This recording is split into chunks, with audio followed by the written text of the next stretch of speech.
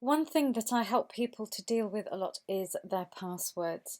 And very often I'm called out to somebody who has forgotten their passwords or didn't even know they needed passwords for a particular account because their computer might have saved them all, and then they've changed computers or done an update or something like that, and they no longer have access to their passwords. So it's a big subject. And I've got some advice for people which usually works really well for them when it comes to trying to remember passwords, or at least come up with a password formula that they can remember themselves.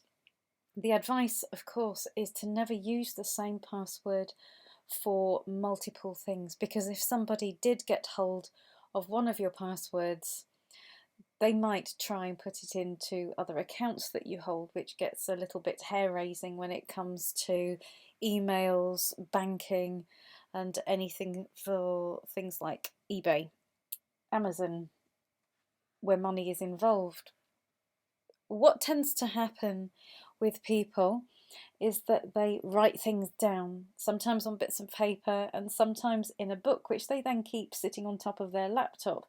Of course, this in itself is a security risk, although you know where to find it. Anyone breaking into your house and pinching your laptop would also know to take that little book that sits there next to it or on top of it, because it's got your entire log of passwords in. So, what I advise people to do is to come up with a formula for passwords, which they can carry around in the head with them, eliminating the need entirely for paper, or as far as possible. So, what I do find is that people use a word or a pet name or something like that for their password. So this is something that I see used frequently as a password because it's a person's name, it's very often a pet's name, and that is the word Poppy. Many companies will require at least 6 characters as a minimum for your password. So this is where people then start to add numbers on the end, for example. This is not a great password because it's not only a name, which is easily crackable. People who know you may guess that you're going to use a family name or something that's familiar to you. And a lot of the security breaches come through people you actually know and not necessarily through hackers. So, this is something, an unfortunate thing you need to think about as well. So, looking at this one here, this is a really rubbish password, and in many cases it will get rejected by the company that you're trying to set it up with.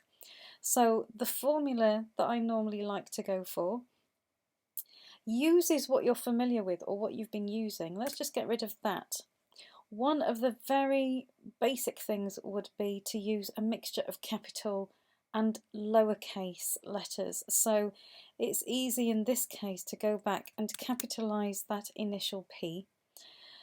This makes it more difficult for a password cracker to actually find what your password is, because there's something called a dictionary attack where it will run through every word in the dictionary in lowercase, then every word in the dictionary using uppercase, and then we get this situation when there's a mixture, it becomes more difficult. It's still crackable, and we're not finished yet, but that uppercase and lowercase mix increases the security of your password.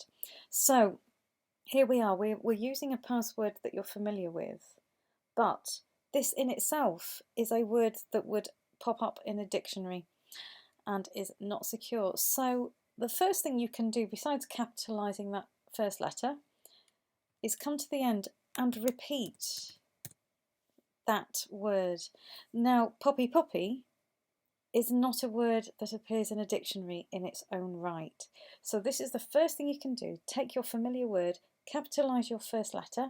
For example, you could be capitalising the last letter. It doesn't matter as long as you know what your particular formula and preference is. Do it twice. Then let's add a number, because very often again companies will require you to do things like use uppercase, lowercase, numbers. So some people like to use their door number or their birth date or something like that. So we'll put some sort of number on there. I'll just put this number on. And then many companies require you to use a special character. And what a special character is something like a full stop or a forward slash, a question mark, something like that.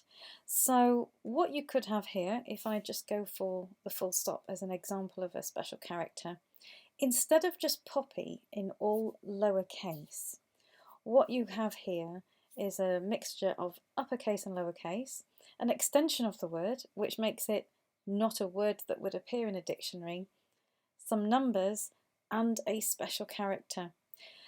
Some companies don't allow you to use a special character. So what you could have in this case is the variation where if you're not allowed to use a special character, you've got only two possibilities here, where it's with or without the dot, for instance. Okay, so this can be your mainstream non-variable part of your password, the bit that you always use. Now, of course, remember that you shouldn't use the same password for everything you do, and this is where the variable part can come, where we stick it on the end. So for instance, if you are dealing with, let's say, Google, you're setting up yourself a Google account or a Gmail account, what you could do on the end is put part of the name of the company that you're dealing with into your password. So if we're dealing with Google, for instance, we could have a G for the beginning of Google and maybe an E for the end of Google. So what we have there coming up to your full stop is the bit that you might always use, and then the bit that's variable depending on which company you're dealing with. If you think it might be too difficult to use the end letter of the company name, maybe you use the first three letters of the company name, for instance. So this method I find works really well for people once they've come up with their own formula to be able to carry it around in their head and work it out on the fly. You just need to be able to remember what your constant is and what your variable part is, depending on what website that you're dealing with. This then will allow you to remember your passwords, even if it's years and you've not used that password. If you know you've used the formula or suspect that you might have used your formula, you can get yourself back in to your account without too much of a stress.